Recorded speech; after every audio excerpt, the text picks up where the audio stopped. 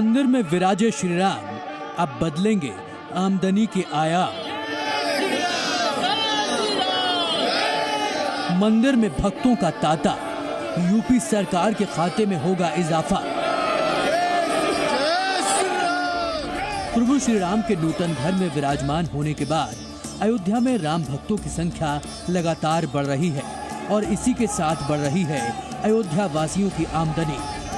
न सिर्फ रामनगरी बल्कि उत्तर प्रदेश की किस्मत भी बदलने वाली है, ये दावा स्टेट बैंक ऑफ इंडिया ने किया है।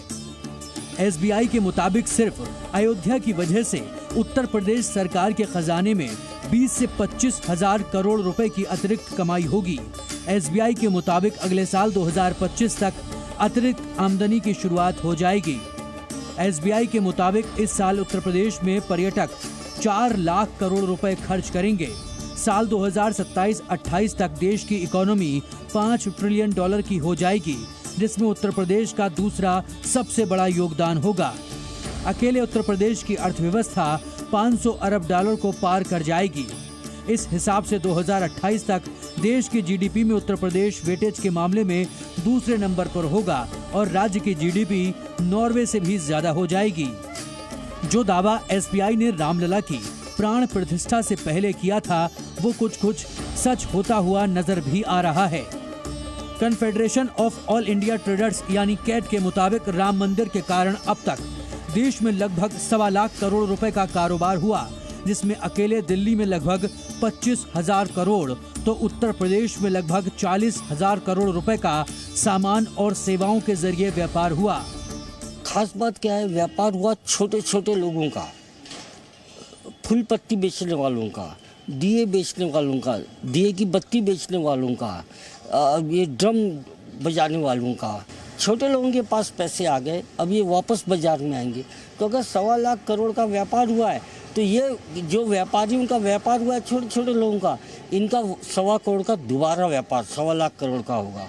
ये अर्थव्यवस्था में घूमेगा। ये तरलता हमारे को आगे ले जाएगी और देश की अर्थव्यवस्था को मजबूत कर। ये बात तो शायद अयोध्या आने वाला हर भक्त समझ गया होगा कि अगले कुछ वर्षों में अयोध्या भारत का सबसे बड़ा धार्मिक केंद्र बनने वाली है।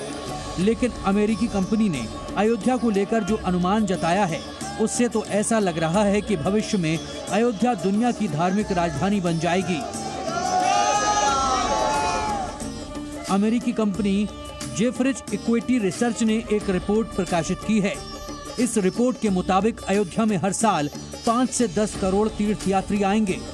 इतने श्रद्धालु तो किसी दूसरे धर्म के सबसे बड़े धार्मिक केंद्र भी नहीं आते। मौजूदा समय में ईसाइयों के सबसे बड़े धार्मिक केंद्र वेटिकन सिटी में सालाना सिर्फ 80 लाख यात्री आते हैं। मुसलमानों के सबसे बड़े धार्मिक स्थल सऊदी अरब के मक्का में सालाना 2 करोड़ पर्यटक ही आते हैं। इन आंकड़ों के हिसाब से अयोध्या तीर्थ स्थलों में पूरी दुनिया से सबसे आगे निकल जाएगी।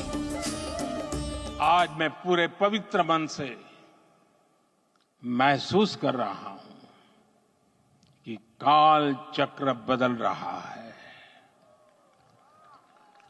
ये सुखद संयोग है कि हमारी पीढ़ी को एक कालजयी पथ के शिल्पकार के रूप में चुना गया है। 1000 वर्ष बाद की पीढ़ी राष्ट्र निर्माण के हमारे आज के कार्यों को याद करेगी। इसलिए मैं कहता हूं, यही समय है, सही समय है। हमें आज से, इस पवित्र समय से अगले 1000 साल के भारत की नींव रखनी है। रिपोर्ट में यह भी कहा गया है कि अयोध्या में इंफ्रास्ट्रक्चर से जुड़े नए निर्माण हैं, तीर्थ यात्रियों को और ज्यादा आकर्षित करेंगे। अयोध्या में पिछले साल ही नए अंतर्राष्ट्रीय हवाई अड्डे का उद्घाटन हुआ है। अयोध्या में भव्य रेलवे स्टेशन का भी निर्माण हुआ है।